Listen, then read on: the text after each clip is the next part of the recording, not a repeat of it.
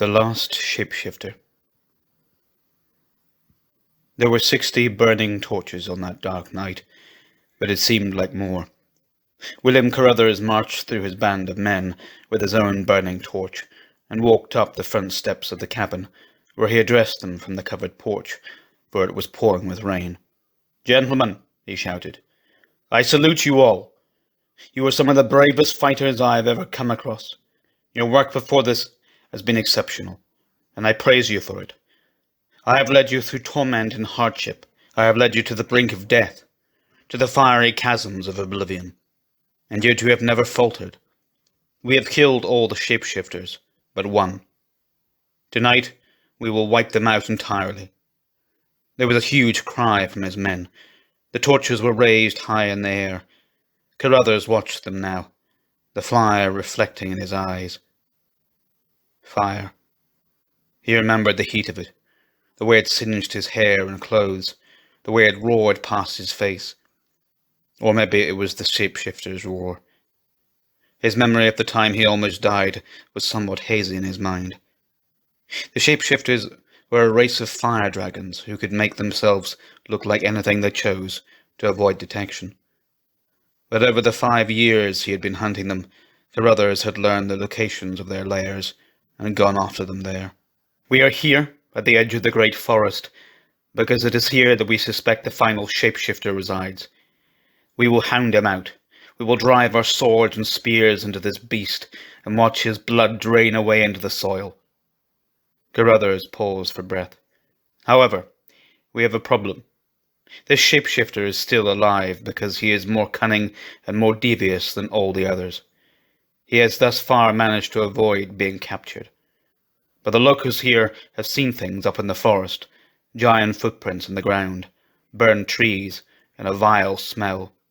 All this leads me to believe that his lair is nearby." "Where is it exactly?" asked one of his men. "I do not know, but we will search the entire forest if we have to, and not rest until we find it." "I know where it is," said a voice. Carruthers peered into the night, but could see nobody. His men turned, raising their torches to light the area, looking for the source. The flames lit up a figure, who stood alone before them. The figure was swathed in a black hooded gown, with his face hidden from view. "Identify yourself!" shouted Carruthers. The man gently pushed back his hood now, revealing slender-looking features. He was perhaps in his mid-40s, quiet and well-mannered. "My name is Antonio Ignis. I am a resident in the village." "And you say you know the location of the shapeshifter's lair?" asked Carruthers. "Yes, sir, I do," replied Antonio. "And how is this?" "I walk in the forest a lot, but the other day I stumbled upon an area I had not been before. It had a putrid smell, that of rotting flesh. There were flies everywhere, and bones of sheep and cattle. But it is at least 2 days' hike." "Will you take us there?" asked Carruthers. "Of course, sir. That is why I am here. I can show you the easiest way through the forest." "And what do you want in return?" Antonio Ignis smiled. "You are a businessman. My business is to rid the world of shapeshifters. I will do that any way I can." Antonio nodded. "All I ask is 1,000 pieces of gold, and you will get your shapeshifter." Carruthers paused. "Very well, 1,000 pieces it is, but only after you lead me to his lair." But Antonio shook his head. "That does not demonstrate trust," he said. "I trust that you will kill this beast. I do not doubt it for a moment. So you should not doubt that I will lead you to the lair. You have 60 armed men. Why would I lie and risk execution?" Carruthers stared at Ignis. "You are right. You should be paid immediately. But after that we leave. I want to waste no time." "Understood?" "Understood, sir." So Antonio Ignis was paid, and a short while later they set off into the forest. It sloped upwards for about half an hour before it flattened out again. 3 hours later they were still walking. Antonio now led them into a large clearing. "It would be best to stop here for the night," he told Carruthers. Carruthers was breathing hard by this time. "Very well," he said. He turned to his men. "We will set up camp here. An hour later, a great fire was going, and there was the smell of cooking meat. Antonio Ignis sat alone on a rock at the edge of the firelight, his black cloak almost hiding him completely as it melted into the darkness. Carruthers came over to him. "Why don't you come and join us?" he asked. Ignis rose and went with him. He sat down amongst the band of fighters, all eating and drinking. "Have you lived in the village long?" asked Carruthers of his new guest. "Many years," replied Antonio. "I was brought up here." "You must remember tales of the shapeshifters?" Antonio nodded. "Indeed I do. My grandmother used to tell me stories about them.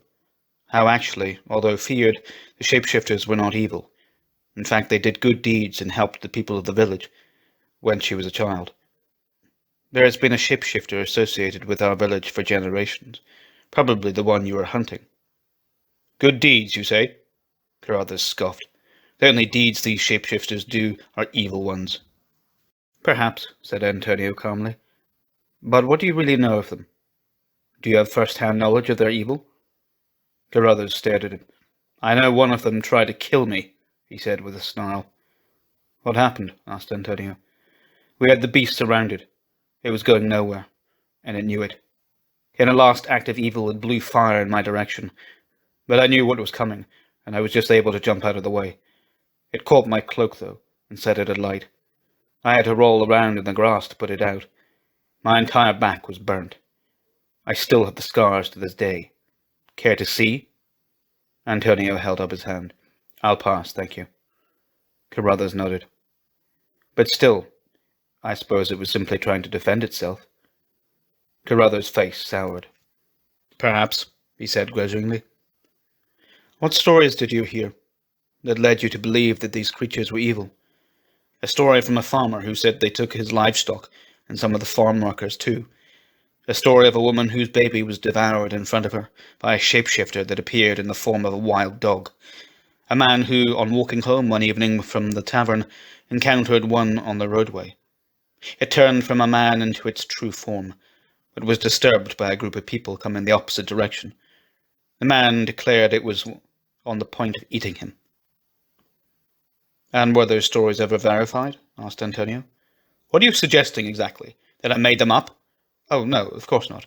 All I'm saying is that stories can be embellished. Let us take the farmer, for example. He said that the shapeshifter had eaten his livestock and a number of farm workers. But did you ever think that perhaps the farm workers were still very much alive and enjoying the money they received for the stolen animals? Or the woman whose baby was eaten by a shapeshifter in the form of a wild dog? Perhaps it was simply that, a wild dog. And then we have the man on the road. Let us say, for example, that he was drunk. Perhaps he was merely hallucinating. Do you see what I mean? Any innocent story can be turned into whatever you want it to be turned into." Carruthers rose menacingly to his feet. "I would watch your tongue, Mr. Ignis. You do not want to accuse me of anything. I am doing a duty to the people by ridding them of these foul beings." Antonio rose quickly. "Sir, I apologize if I have offended you. I was merely trying to get you to see it from a different perspective. Just making polite conversation, that was all. You have done nobly, sir. There is no one denying that. Why would I tell you I knew where to find the Last Shapeshifter if I do not agree with your quest?" Carruthers' temper cooled slightly after that. "You are right. A slight overreaction on my part. I am tired." In fact, he was so tired he went to his tent shortly after, but not before telling his men to take watch shifts during the night. They decided among them who would take the first watch.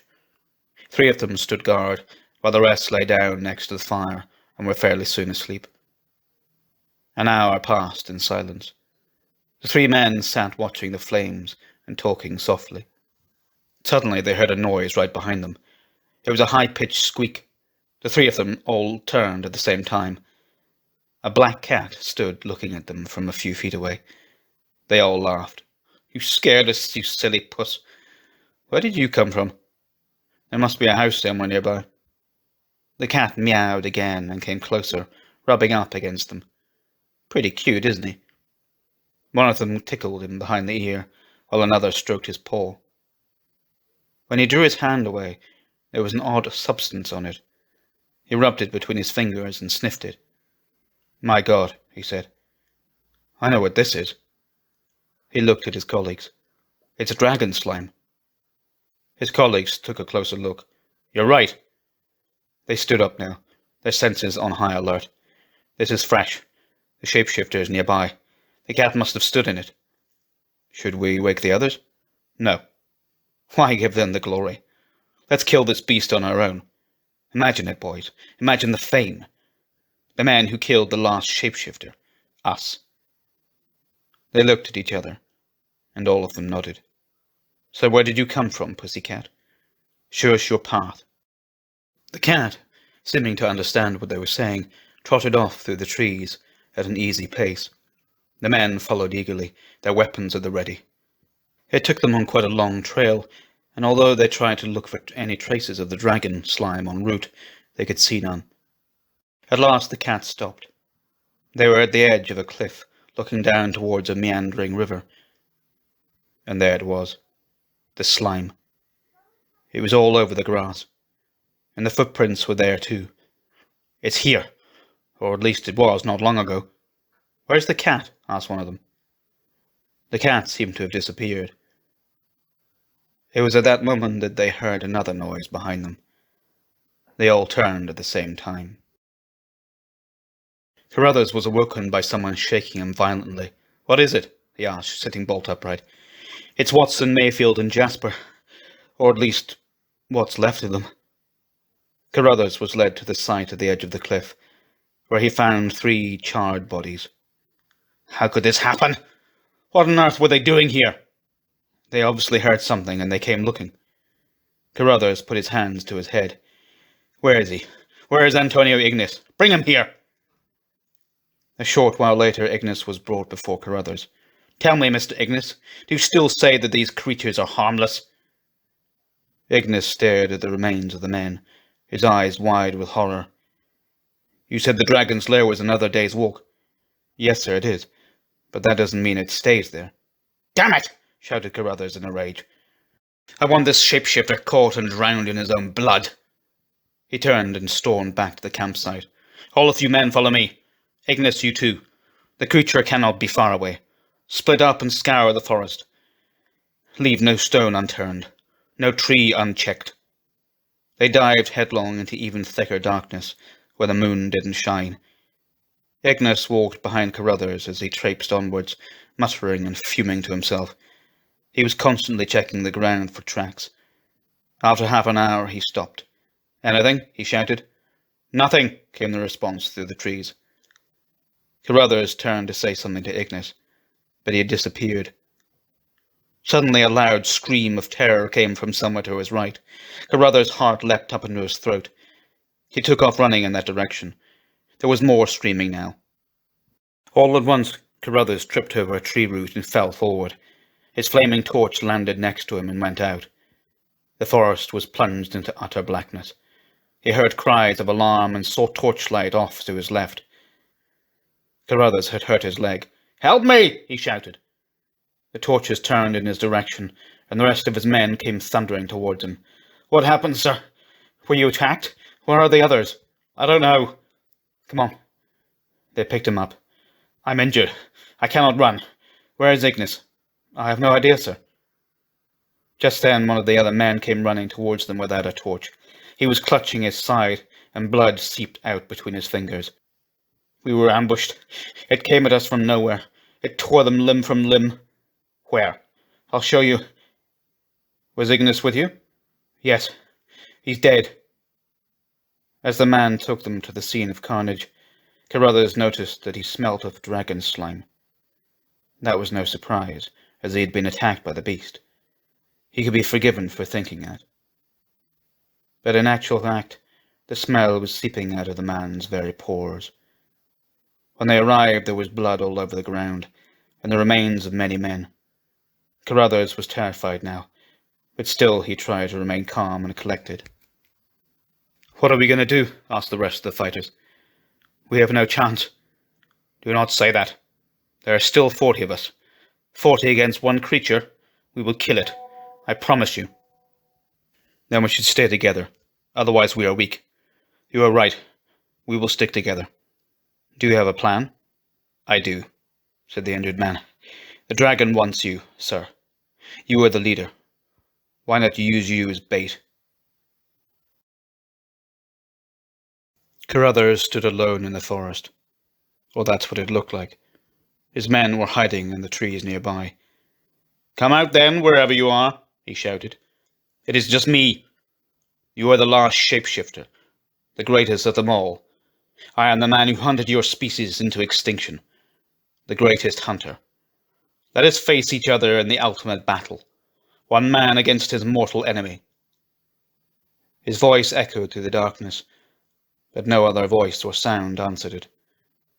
He waited there for an hour before giving up.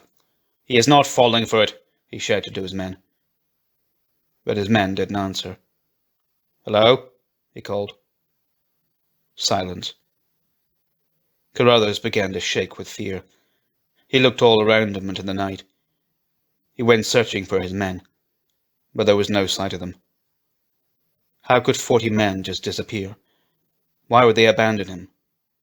Or had they? And it was then that Carruthers smelt it. The putrid odour he knew so well, that of dragon. He knew it was behind him. He could hear it breathing, like a huge pair of billows. He turned slowly. There he was, in all his greatness. This lizard, this deplorable thing with hot, foul breath and skin like hardened leather. Its eyes burned into his like hot coals. Well, well, said Carruthers. So we meet at last. The dragon's tail swayed to and fro like an angry cat. A rumble came from somewhere deep down inside its chest. And then it spoke. Pleased to make your acquaintance, it said. As you say, you are the great hunter. But even great hunters must die eventually. Carruthers swallowed hard. Sweat poured down his face. Perhaps, said Carruthers, we could work out a deal. I spare your life, and in return you spare mine. The dragon laughed. Oh, so now you want to bargain, coward that you are. You kill my friends, my family, my ancestors. Tell me, why should I spare you now? I met a man once who said you were not evil, that you did good deeds. If he was telling the truth, do a good deed now. The dragon snarled at him. I am the last of my kind, or at least that's what you think. There is one other. I wish to join her. Together we can repair the damage you have wrought on our species. But you will kill no more. Instead, you will speak only goodness of us, from this day forth. I swear I will obey you, said Carruthers, falling to his knees. If you spare my life, I will change it. You will tell the world you were wrong about us. You will be humble. You will give what money you earned to the people who most need it. I will, replied Carruthers, clasping his hands together. Well then, it would appear there is no more to be said. And with that, the dragon began to shrink. It shrunk down to the size of a cat, a black cat, which meowed at him before disappearing into the forest. Carruthers fell into his side, sobbing. A figure in a black gown was watching him. It had a hood that covered its face. Antonio Ignis stood there for some time, smiling.